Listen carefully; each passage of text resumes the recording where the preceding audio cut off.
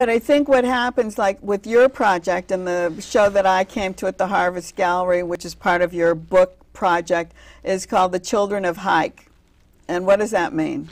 Hike is the legendary character. An Armenian legend says that he defeated the attacking King Bel, Assyrian king, and Haik was a person who went ahead and established Armenia, or Haik, or Hayastan, as we say it. So Haik is the forefather of all Armenians. Therefore, all Armenians are children of Haik. And all the children, and your children of Haik are interesting Armenians. You say they're interesting Armenians. I'm glad that you chose me to be one of your interesting Armenians. But how did you decide who to use? Well, it's important, interesting, influential. So, you know, sometimes they're all three, sometimes it's just one, sometimes it's two. So it's there's people that we all know that I think all Armenians know, and I think those people should be in the book. Like? There's like the Catholicos of all Armenians, the spiritual leader of Armenians, Garagin II. There's Gohar Gasparian, opera singer, Jivan Gasparian, duduk player. So there's people that we all would agree that should be in the book. There's other people who are not very well known that I am including in the book. There's young people who are just starting out. Oh, that's what I mean. Can you mix those? I know these influential people your father knew, obviously. Did you have to have connections through him? Well, the Ministry of Culture helped me to get in touch with these people, and the minister. Yeah, it's. But I mean, say this portrait here, which is so strong. I mean, it's in the sculptor's studio, and that huge piece he's working on is how big? 20 feet? Oh no, he's 15 feet. He's standing right next to it, so it's a little bit bigger than him. It's maybe 10 feet or 12. But I love you know, environmental portraits like this, just as yours is, where I go to the person's environment. And you know, the sculptor is Khachatur Iskandarian. This was shot in Armenia, and I forget. Did you move anything around, or was he right there like that? Well, the light is the only thing that I moved in. I had an assistant standing outside, you know, shining a big silver card to reflect some sunlight, and because it was really dark. But you know, the place is the way it is, and he's very graceful. I have some other shots of him, and just, you know, I find that sculptors are just very graceful because they're always, you know, creating shapes. So naturally, they are very graceful with their own. And then the portrait of me, actually, when you look through the window, it looks like there's clouds behind that. I didn't notice that till today.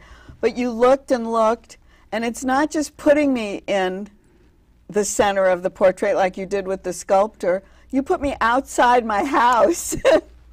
I locked you out, yes. You locked me out. What is that background, actually? Did you create that cloudy effect? No. Nothing is retouched or anything like that. Nothing? All the photographs are the way they are on the negative. I'm even reluctant to crop most of the time. Oh, is that right? Yeah, that's a big thing with me. But yes, I think that's just your backyard, the leaves that are out of focus. But it's like in the den, and there's a portrait of me by an Italian painter, and you just stuck it there. You just put it there, and that was it. Yeah, it was great to have the eye contact come from the painting, and you know, actual person in the photograph is not looking at the camera. So that was just an interesting thing I was playing with, and we did some other more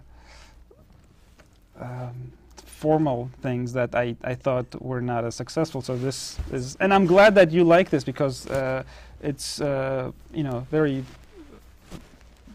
strong light, and it's some people might not like the way they come out with harsh light. Yeah, with the But you know, I do like. I mean, again, it's the person. I like that you're so open-minded, and you do want to participate in the making of this. Well, work. because I always think that it's the person who's doing the portrait it's got to be their view of what Exactly. they see you like. I mean, that's all you can do. And if you say, no, my neck is longer. I remember when Andy Warhol used to do portraits, they'd come back and they'd say, I don't look like that. And he'd go, okay, let's make him have a longer neck. Let's make him have prettier lips. And he'd just change it. And he'd just wash the person out.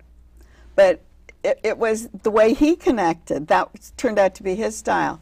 Whereas a portraitist, I think, is kind of, there's a yin and yang. You have to look at a person and know what to do. Well, yeah, that's where the relationship comes in, because sometimes I go to a person's office or home and they only want to be photographed against this background because that's how they see themselves. Right. So that limits me. So in what a do you way. do? How do you choose these portraits to be in a show? You took a lot of pictures of me and you ended up with this one, putting this one in the show. Well, I like choosing just one out of whatever, however many negatives I have from that one session, just because, you know, I think there should be just one. That's yours? Sometimes there's too many to choose from, but once you stick to one, you choose that negative and then you sort of forget about the other ones, then that becomes it. The question is, how did I choose that specific No, how do image? you choose them? You just told us. You go through what you've done and you choose the one that obviously is to your liking, right? Yeah, it's a lot of stuff to choose from. Do you develop them for things yourself? Some of them I develop at a lab, but the stuff that I photographed in Armenia, I developed it myself. So Everything is professionally, you can print and develop and do everything that a photographer should do? Yes, everything is printed by me. The whole show was printed by me. That was a big part of. So you control that? Yes. Well, besides the control, that's part of the creative process, I think, because, you know, if you take it to a lab to have it printed, it's someone else doing, you know, a very big part of your. I think work. that's what people don't understand. You can make things darker, lighter, print them on different papers, blow them up.